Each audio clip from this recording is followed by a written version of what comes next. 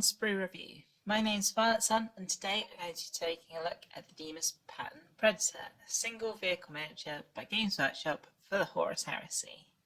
This fantastic new kit is the second all-plastic kit on the Deimos Rhino hull.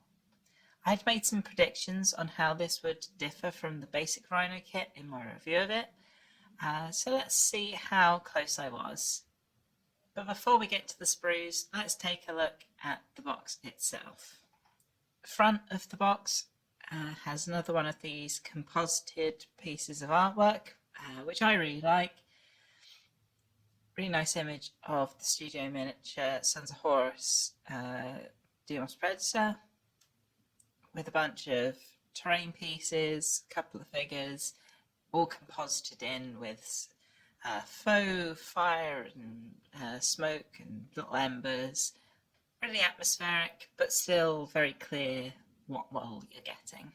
And of course, you have the really big Warhammer Horus Heresy modern logo and basic information of the kit and how many in a Warhammer branding. The back side too follows the style we've seen on most of the new Horus Heresy kits. A beige box out the kit with a 100% scaled version of the model, along with pictures of a few of the options that you can equip it with. And helpfully, a couple of suggested painting options if you wanted to do Sons of Horus or Imperial Fists. Obviously not enough space to fit all the legions onto the back of the box, so they've just gone for the two that they've picked as kind of the face legions for this set. So all in all, a pretty nice box. Much as we've seen previously, it's kind of keeping up that level of quality. I think it does a really nice job of selling the Predator as a mainline battle tank. It's in the action, in the front lines. My box did get a little bit damaged. It's a little bit dented in at the top where it was posted, but all of the sprues inside were absolutely fine, so the box did its job of getting the model to me safe as well. Let's have a little look at what you get inside. All the components in this kit were inside this sort of internal cardboard sleeve inside the cardboard box, which definitely helps add a bit of rigidity, but is still recyclable. And then inside you get a huge pile of sprues. The hatch sprue that we've seen several times before. 3 new sprues which make up all of the Predator parts. And then this common sprue that we saw in the Rhino kit previously. Of course, it's not just sprues in this kit, and you do get some transfers if you're playing Imperial Fists or Sons of Horus, very useful to have. And a book of instructions. And as is the tradition on this channel, let's take a look at the instructions first. Starts off with the usual warnings and some advice as to what tools you might need. These are once again only black and white instructions, as we've seen with the rest of the Horus Heresy line. And if you've already built one of the Rhino kits, the first few stages will be very familiar. It's almost identical process to put together the lower hull for this vehicle. Instructions seem pretty clear. They do sort of walk you through every stage very, very slowly. And about half the instruction booklet is just explaining how to put together every different turret option, all the different Sponson weapon options, and then all of the different hatch options for your commander's hatch. And lastly, a couple of extra accessories like smoke launchers, hunter-killer missiles, that kind of thing. The instructions are pretty clear, although there's no painting guide or rules or anything like that. It is just the pure instructions on how to get the model together. One thing I am already noticing just from the instructions is, although there are many options for the Sponsons in particular, The way they go together isn't necessarily the easiest to magnetize, although it does look like you might be able to just swap weapons by keeping these two parts, part S5 and S6 separate, and just using the push fit, although I don't think I would really want to rely on that if you're swapping weapons regularly. So some rather basic but pretty comprehensive instructions. I'm not seeing the same problem I had with the Rhino kit, where some of the printing was a little bit too dark and you couldn't really see what was going on. Despite being black and white, this is actually quite clear to see which parts you're using. And as I said, it does take you through building absolutely every single option one by one with a lot of stages. So I think pretty much anyone could get this kit together as long as they're paying attention to what the instructions say. With those taken a look at, let's dive into the sprues. I'm first going to show you a sprue that I'm not going to look at. I've already reviewed this sprue in my Spartan review, a link to which I'll put up in the corner. There's a lot of cool parts on this hatch sprue, but as I say, I've already sort of taken a look at it. So I am going to take a little look at the base Deimos kit sprue. I have obviously looked at this when I did the review of the Rhino, again, link in the corner. But I think it's worth looking at this in the context of this kit as well. Obviously this vehicle shares the hull with the Rhino, and as such shares a lot of the detail. The basic running gear and hull shape is all exactly the same rear door, which is not changed at all since the previous plastic kit. The interior is still that of a Rhino. You don't get a specialised Predator interior or anything with the turret basket or the crew. That's not really something Games Workshop has done a lot of. They've done a couple of resin models of things like the Shadow Sword with interiors, but it's never really... They've included in these basic interiors in kits, but never really the sub-variants. They tend to sort of just glue the hatch shut and you don't see that. Got the really nice tracks, exactly the same as the Rhinos. And as this has obviously been run off the mould quite a lot later than the previous version I've seen from the original Rhino kit, we're already starting to see a bit of this sort of marbling in the plastic, where obviously it's being injected from ports from multiple directions on this sprue, and it's already somewhat setting by the time it hits this big part in the middle. Obviously this is on the underside of the kit, so no one's ever going to see this, and it does add a little bit of texture to it, but I'm glad this is on the underside of my model and not on the top. But the main thing I noticed about this sprue in the Rhino video was the way this whole side had been cut away, so they could just do drop-in plates for the different variants, which is what we're going to take a look at on the next sprue. And here we have kind of the core sprue for the Deimos Predator. You get the alternate top plate. You don't get the standard Rhino one in this kit, you only get this one. That's sort of what I expected. Lots of very nice detail moulded into this, all the engine grates and little details of the engine deck, and some really nice crew hatches. A little bit sad to see these moulded solid, so you can't model them open. I think you could probably cut these free without damaging the hull or the hatch, but it would be a lot of work as the plastic here is quite thick. It's a good 3 or 4 millimeters, I'd say, thick. Then you also have the side plates on which the sponsons attach. You have to give this kit sponson guns. There's no option to model these without a weapon on them. Although I suppose you could just chop these nubs off and add a little plate over the top. But I think in the current Heresy rules you have to have side guns on your Predator anyway.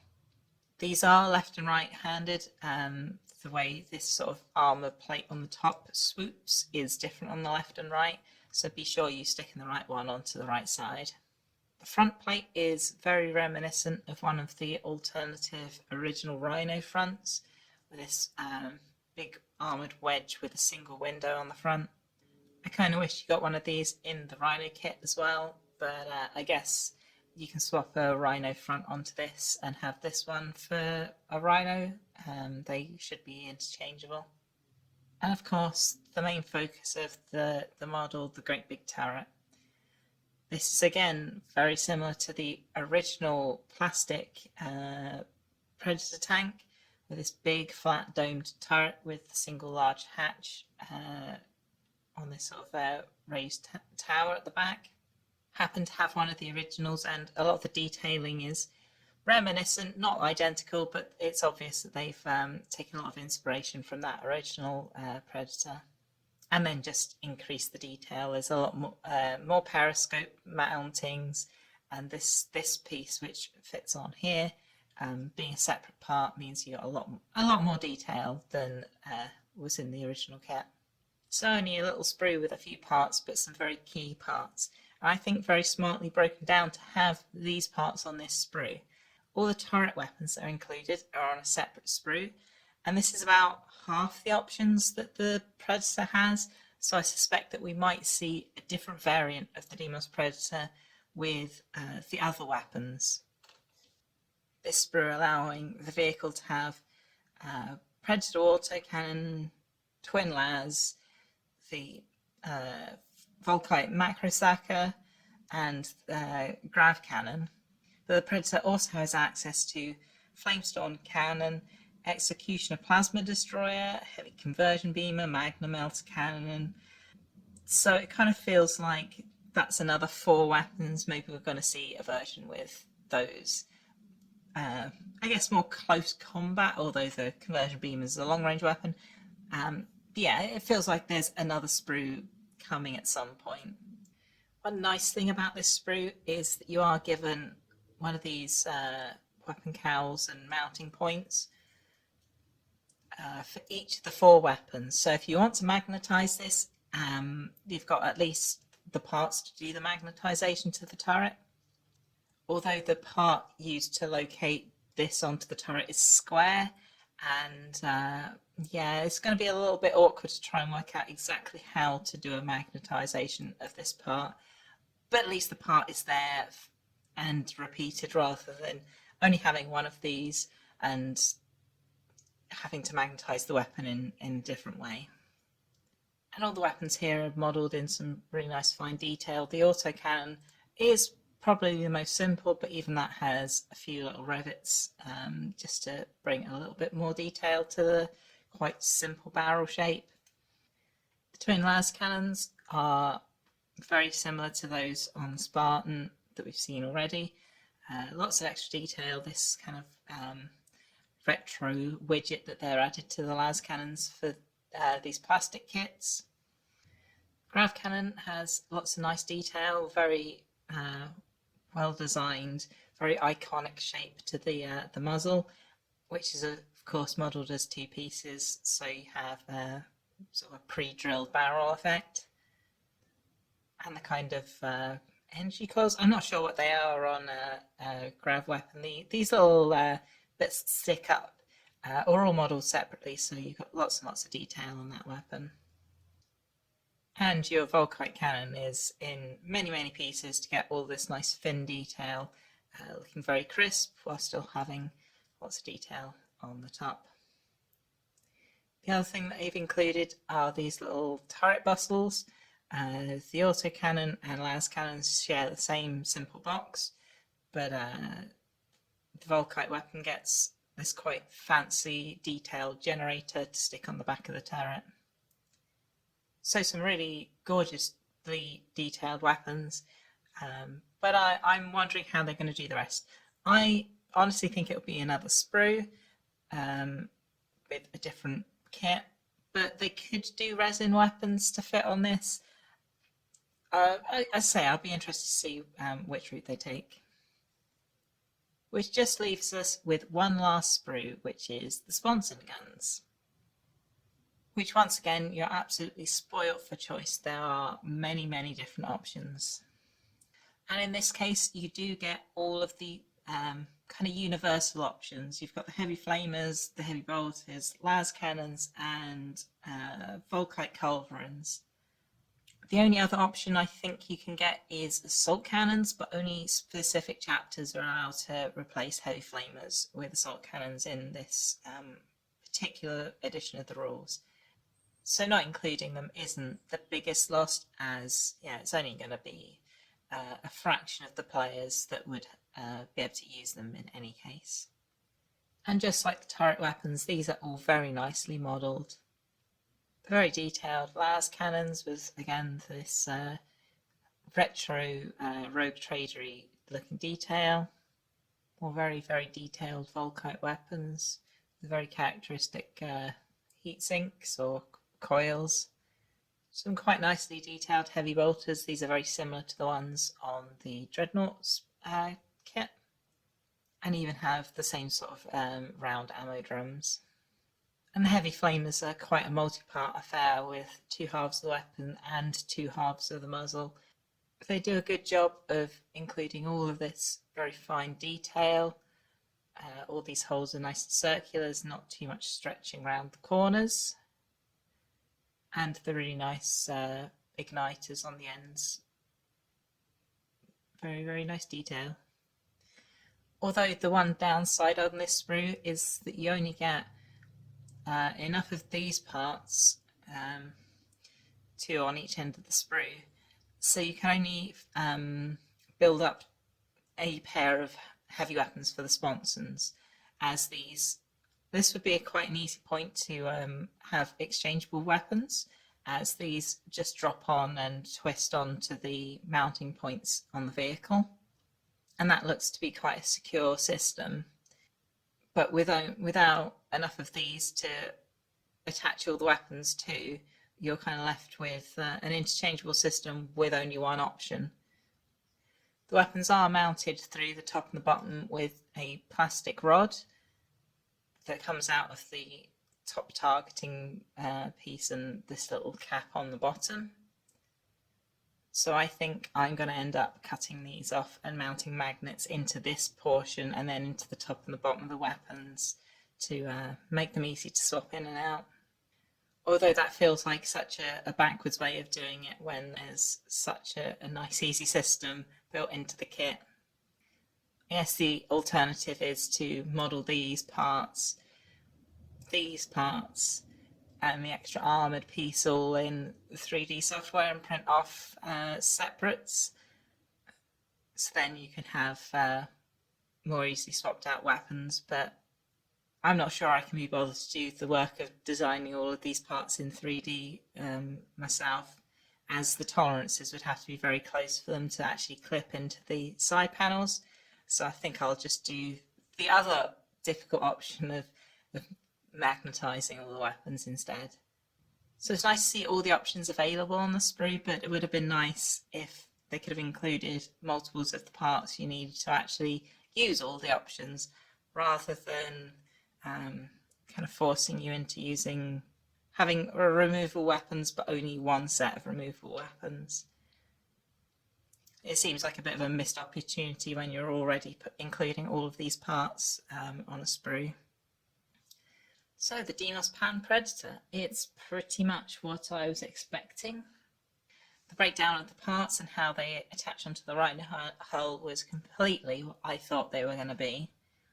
They're very telegraphed in the previous rhino kit, but yeah, I'm quite happy with that. It looks like it's going to be a really cool model. I've seen a couple of people who were sent pre-release versions of this that have already painted them up, and it looks like a really nice model.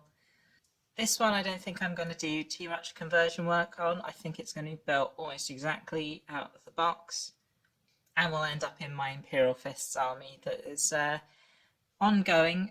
You can see my progress up in the latest Tale of Four Gamers on Arbitrarian's channel. In our latest update, we had Oculus Imperia as our guest, who was very lovely, and his Alpha Legion army is looking really nice. So go check that out if you haven't seen it already. The only little conversion thing I'm thinking of maybe doing is altering the autocannon to have the smoke launchers mounted on the top, which is something quite a few people did with the original Rogue Trader era Predator kit, had this kind of flat area around here just to mount the smoke launchers on. And I do like including those nods to older design sensibilities into my more modern armies. If you've picked up the Deimos pattern Predator, I'd love to know what you're doing with it, whether you're just going to be painting it up for your Horus Heresy force. I've already seen a few people think that they might paint it up as a Relic Predator for 40k, which is obviously another option you can use it for. Definitely looks much nicer than the now quite aged plastic Predator kit for 40k. And you get quite a few more options too, depending on which rules you want to run it with. If you found this review useful, if you could drop it a like, that would be much appreciated, as it really helps with algorithms and YouTube promoting my content. And of course, if you want to see other reviews, obviously I've got the review of the Rhino and the Spartan that I've already mentioned in this video, and a lot of other Warhammer kits, they're all already on my channel. If you want to be kept up to date with when my reviews come out, subscribing to the channel and clicking the bell is going to guarantee you're going to see them first. Thank you very much for watching, and happy hobbying!